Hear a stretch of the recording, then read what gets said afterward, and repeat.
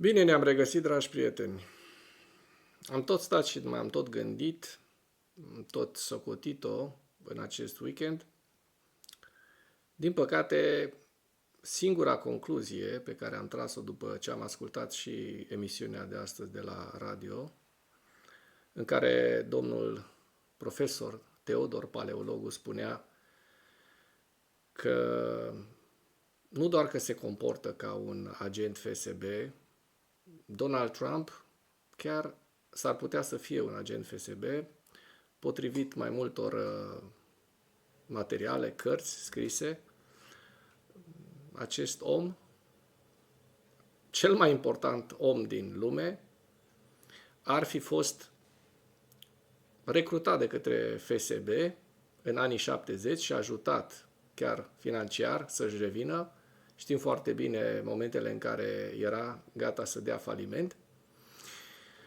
Și chiar dacă, să spunem, să excludem prin absurd, acesta nu ar fi un agent FSB, el se comportă exact ca și un agent FSB și din acest motiv am decis să mai ascultăm astăzi încă o dată și să auzim repetată de acești doi măscărici de la Casa Albă, de la Washington, aceeași retorică manipulatoare a Kremlinului.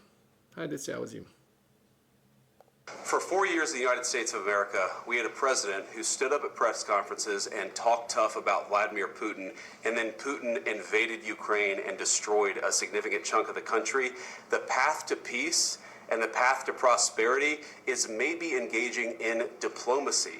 We tried the pathway of Joe Biden of thumping our chest and pretending that the President of the United States' words mattered more than the President of the United States' actions. What makes America a good country is America engaging in diplomacy. That's what President Trump is doing. Can I ask you? Sure. Yeah? Yeah. Okay. So he occupied our parts, big parts of Ukraine, part of East and Crimea. So he occupied it on 2014.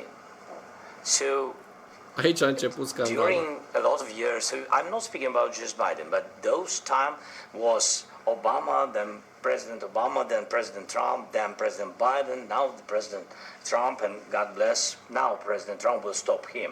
But during 2014, nobody stopped him. He just occupied and took. He killed people. You know what the contact line? 2015. 2014. 2014 and 2014. 2014? Yeah. So I was not here. Yeah, but That's exactly but, right. Yes, but during 2014 till 2022, yeah, the situation the same. The people are been dying on the contact line. Nobody stopped him. You know that we had conversations with him, a lot of conversation, my bilateral conversation, and we signed with him. Me, like a new president, in 2019, I signed with him the deal. I signed with him, Macron and Merkel, we signed ceasefire. Ceasefire. All of them told me that he will never go. We signed with him with gas contract. Gas contract. Yes, but after that, about what do you mean? I'm talking about the kind of diplomacy that's going to end the destruction of your country. Yes, but if you Mr. President, with respect, I think it's disrespectful for you to come into the Oval Office and try to litigate this in front of the American media. Right now, you guys are going around and forcing conscripts to the front lines because you have manpower problems. You should be thanking the President for trying to bring an end to this conflict. Have you ever been to Ukraine that you say what problems we have? Aici au făcut o greșeală, că nu trebuia să spun. I've actually watched and seen the stories, and I know what happens is you bring them on a propaganda tour, Mr. President. Do you disagree that you've had problems bringing people into your military? And do you think that it's respectful to come to the Oval Office of the United States of America and attack the administration that is trying to prevent the destruction of your country? A lot of questions. Let's start from the beginning. Sure. First of all, during the war, everybody has problems. Even you, but you have nice. Telling you, Because you're in no position to dictate that. That's Remember exactly what this. you're doing. You're in no position to dictate what we're going to feel. We're going to feel very you will good. Feel influenced. We're going to feel very good and very strong. You will feel influence. You're right now not in a very good position. Ascultați aici. allowed yourself to be in a very bad position, and he happens to be right From about the it. very beginning of the war, You're not Mr. in a good Abraham, position. I You don't was have the cards right now. Nu ai cărți, With us, you start having not playing cards. But cards. right now, you don't. I'm very Yeah, you're playing serious, cards. Mr. Exact ca President. și un I'm agent very FSB. serious. You're gambling I'm the with the president lives in of war. millions of people. You think- You're Asta spune gambling și with Putin World și War Lavrov. III. Te Te joci cu al You're treilea gambling război with World mondial. War III. Bun, nu o să mai continuăm pe acest interviu, acest material, pentru că este foarte evident, foarte evident că au fost punctaje ale propagandei rusești folosite atât de Trump cât și de J.D. Vance. Deci, cum spunea și domnul Teodor Paleologul, domnul profesor Paleologul, să considerăm America că va ajuta în vreun fel Europa este un ideal, un vis pierdut. Acum trecem la subiectele importante ale analizei noastre de astăzi, care sunt: secretarul Trezoreriei Statelor Unite ale Americii spune că acordul privind fosilele ucrainene nu este încă în discuție. Rușii au avansat în regiunile Kharkiv, Donetsk și Kursk în ultimele 24 de ore, spun analiștii de la Deep State. Dronele ucrainene au lovit una dintre cele mai mari rafinării de petrol din Rusia, o veste foarte bună. Zelensky spune, mai este mult de parcurs până la sfârșitul războiului. Nu vor fi concesii teritoriale. Discutăm și despre pierderile armatei rusești în Ucraina în ziua 1104 a războiului. Cei de la Kyiv Post ne dau niște informații interesante. Moment, odată într-o generație, Zelensky împreună cu partenerii Ucrainei se adună la un summit cheie de la Londra după impactul de la Casa Albă, un articol scris de către cei de la Kyiv Post și discutăm, așa cum știți, despre fronturile, evoluția fronturilor la final. Secretarul Trezoreriei americane, Scott Bessent, cel care a făcut presiuni pe România să îi lase liberi pe frații Tate, acesta spune că un acord privind accesul la minerale din pământuri rare ale Ucrainei nu este încă pe ordinea de zi.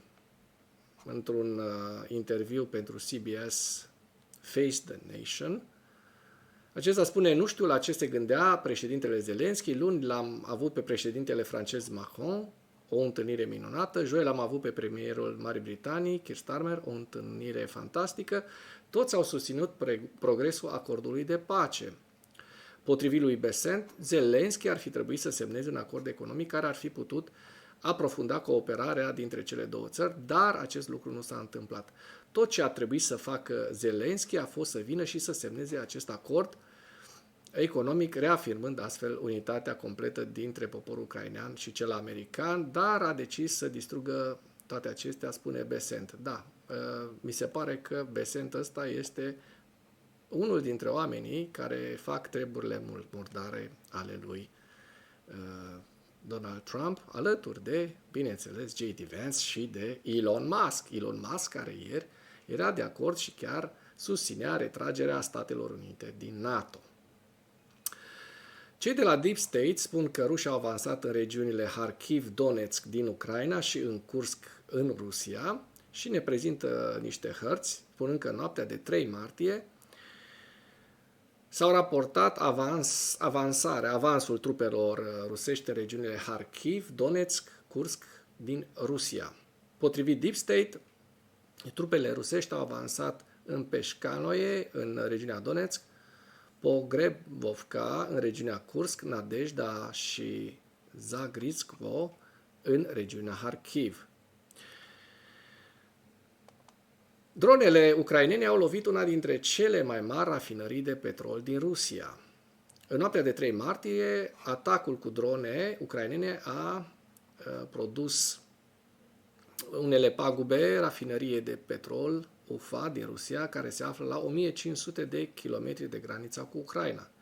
Sursa, șeful Centrului de Combatere a Dezinformării al Consiliului Național de Securitate ucrainean, Andriy Kovalenko, și canalele rusești Telegram. Detalii: potrivit informațiilor publicate de canalele rusești Telegram, explozia de pe teritoriul rafinăriei de petrol UFA a avut loc la ora locală 2:38. Canalul rus de Telegram, SHOT, a raportat că incendiul de la rafinărie a cuprins 100 de metri pătrați. Aici se vede incendiul, foarte bine.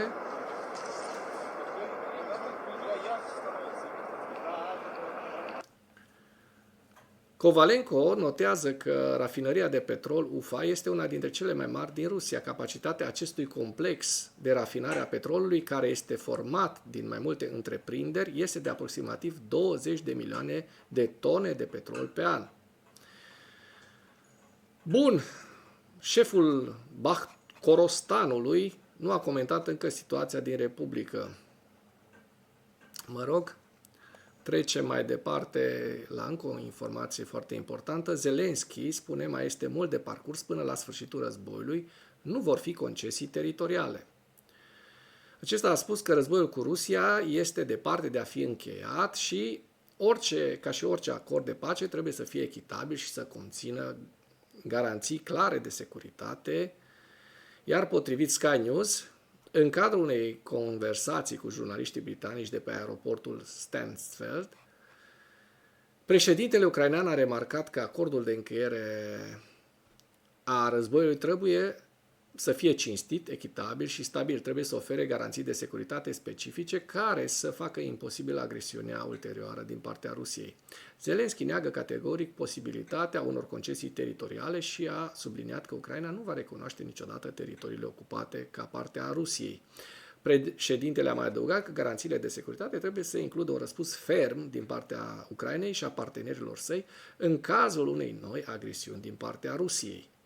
Nu vreau să vorbesc despre detalii până când nu suntem semnatari, nu sunt semnături. Sunt prea multe lucruri la care să mă gândesc că a spus acesta. În același timp, șeful statului a raportat că partenerii internaționali ai Ucrainei au convenit să continue să facă presiune asupra Rusiei. Foarte bine. Și acum trecem la pierderile rusești din ziua 1104 a războiului din Ucraina. Și anume, pe data de 3 martie 2025, rușii au pierdut 1350 de militari, pierderile totale ajung la 878.070 de militari, 11 tancuri, pierderile totale ajungând la 10.252 de tancuri, 16 vehicule blindate de luptă, 21.290 pierdute de la începutul invaziei rusești, 60 de piese de artilerie, peste 24.000 pierdute până acum și 2 mijloace de apărare antiaeriană, 1093 pierdute până în acest moment, ceea ce înseamnă că rușii au pierdut peste 150 de sisteme, undeva la 150-160 de sisteme de apărare antiaeriană, ceea ce este foarte, foarte mult chiar și pentru Rusia, și aici avem întreaga listă cu pierderile rusești. Bun, așa cum vă spuneam, cei de la Londra, summitul de la Londra, summitul Ucraina, Uniunea Europeană plus Marea Britanie de la Londra, a dezvăluit că președintele Volodymyr Zelensky, președintele francez Emmanuel Macron, președintele italian Giorgia Meloni, premierul polonez Donald Tusk și înalți oficiali occidentali de vârf, între care și președintele României Ilie Bolojan, interimar Ilie Bolojan, s-au reunit ieri pentru un summit la Londra pentru a discuta despre sprijinul pentru Kiev. Am auzit și aseară care sunt punctele de sprijin și mi se pare foarte important. Aceștia se numără printre liderii și reprezentanții de rang înalt a 15 țări invitate de către Marea Britanie de către premierul britanic Keir Starmer pentru a discuta despre o cale către o pace justă și durabilă în Ucraina în fața agresiunii ruse. Zelenski a aterizat la Londra, așa cum știm. Nu o să mai intrăm pe știri care, aici vedeți întreaga știre, cei care vreți să o citiți, nu o să intrăm pe foarte mult pe această știre. Mai vreau să vă mai dau o știre interesantă tot din Kyiv Independent, și anume că Ucraina, cel mai recent război din Ucraina, spune Europa dezvoltă o coaliție a celor dispuși pentru a sprijini încetarea focului în Ucraina, potrivit premierului Keir Starmer. Evoluțiile cheie din perioada 1-2 martie: Europa dezvoltă o coaliție a celor dispuși să susțină încetarea focului în Ucraina, spune Starmer. Marea Britanie va acorda Ucrainei un împrumut de 2,8 miliarde de dolari, susținut de activele rusești înghețate. Macron și Starmer lucrează pentru a pune pace în relațiile dintre Zelensky și Trump, pentru că ceea ce este în joc este prea important, așa este. Marea Britanie, doar că, o paranteză, să nu cumva să fie ăsta spion al Rusiei, și atunci ne pierdem timpul degeaba cu Statele Unite ale Americii. Marea Britanie va oferi Ucrainei 2 miliarde de dolari pentru apărare aeriană. Înalți oficiali americani și parlamentari îl critică pe Zelensky din cauza conflictului de la Casa Albă cu Trump. Kremlinul spune că schimbarea percepută de către politicienii... Aici iar am greșit. Kremlinul spune că schimbarea percepută a politicii externe a SUA se aliniază cu viziunea sa, pentru că este probabil dictată de la Kremlin. Bun, aici avem fronturile potrivit, evoluția fronturilor potrivit analiștilor de la Deep State, și începem cu, așa cum vă spunem, cu Nordul. De la 1 februarie, evoluție puțin câte puțin, da? Care s-a stopat, dar în martie vedem deja din noi și mai ales, vedeți aici, zona aceasta, au început avansurile din 1. Dacă se vede bine pe hartă, puteți vedea și dumneavoastră zona aceasta, da? Sper să nu se ajungă la o situație mai nasoală. Bun, aici avem partea din Pokrovsk, de la nord și sud de Pokrovsk, zona Kramatorskului la nord, în care în ultimele 3 zile vedem că nu s-a întâmplat mare brânză. Dar dacă mergem așa cum o facem de obicei și ne uităm din 1 februarie, iată ce s-a întâmplat din 1 februarie până acum. Da? A fost cel mai mare conflict în această zonă. Cel mai mare conflict, potrivit hărților, se vede foarte bine.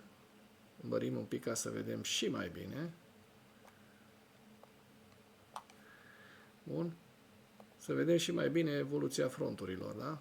Se vede foarte clar că rușii într-adevăr au avansat, iar dacă Statele Unite ale Americii opresc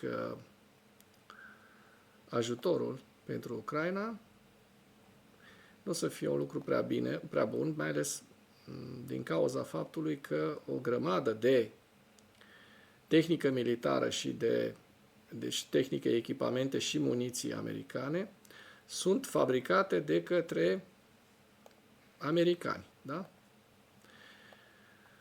Bun. Mai intrăm să spunem ce prezintă cei de la Institutul pentru Studiul Războiului.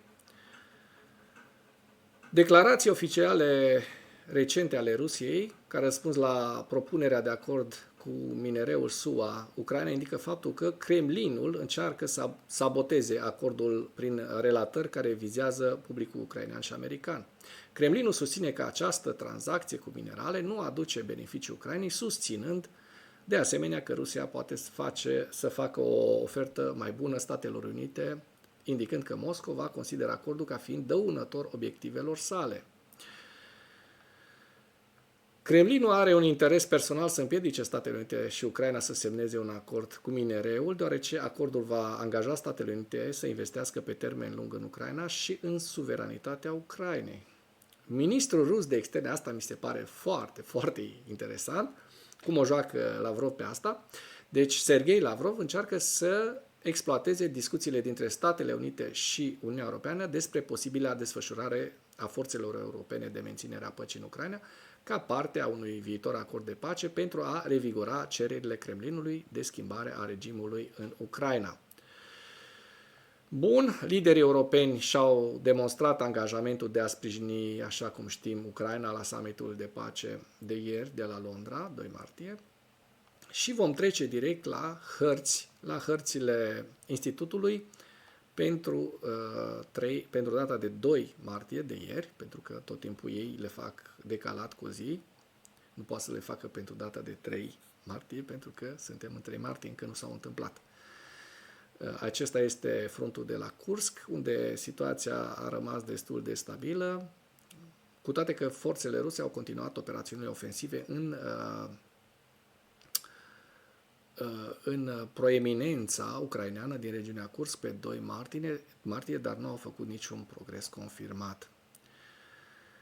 Bun, aici avem harta Harkivului, așa cum se vede, o mică zonă unde rușii au câștigat sau pretind că au câștigat o poziție, zona Luganskului, zona Donetskului, foarte fierbinte, mai ales în această zonă, care este cea mai fierbinte zonă din război în momentul de față. Toretskul, care vedem că ucrainenii deja au niște proeminențe adânc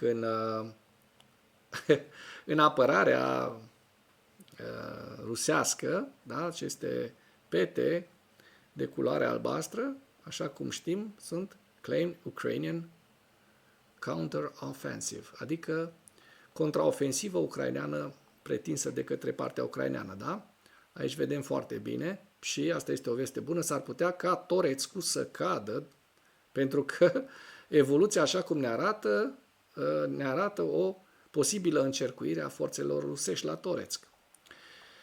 Bun, mai am un subiect care mi s-a părut foarte interesant și nu vreau să-l scăpăm. Asta mi se pare foarte, foarte interesant. Ce ne spune nouă domnul Lavrov, în ghilimele domnul, Rusia acuză Uniunea Europeană că dorește să continue războiul încercând să separe Occidentul, spun cei de la Institutul pentru Studiul Războiului.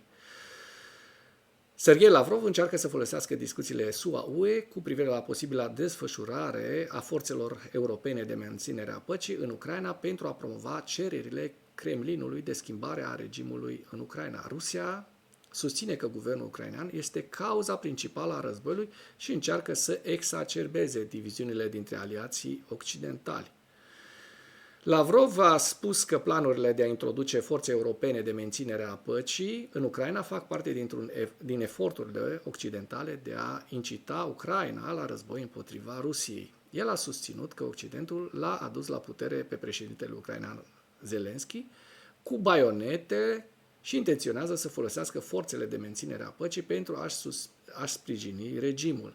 Lavrov a repetat din nou narațiunile Kremlinului, susținând că cauzele fundamentale ale războiului au fost expansiunea NATO spre est și presupusa discriminare împotriva populației vorbitoare de limbă rusă din Ucraina. Nu mă mai miră nimic la acest Lavrov și nici la Putin privind retorica lor care este una putinistă, una kremlineză. Vorbesc foarte bine kremlineză acești lideri de la Kremlin, este și normal să o facă. Ceea ce mă miră și îmi displace profund este faptul că oameni precum vicepreședintele american J.D. Vance și președintele american Donald Trump, alături de întreaga suită, parcă sunt hipnotizați de această conducere rusească și Nu parcă, ci și fac jocurile Moscovei, din păcate, în acest moment. Cu aceasta vreau să închei materialul pe astăzi, 3 martie 2025.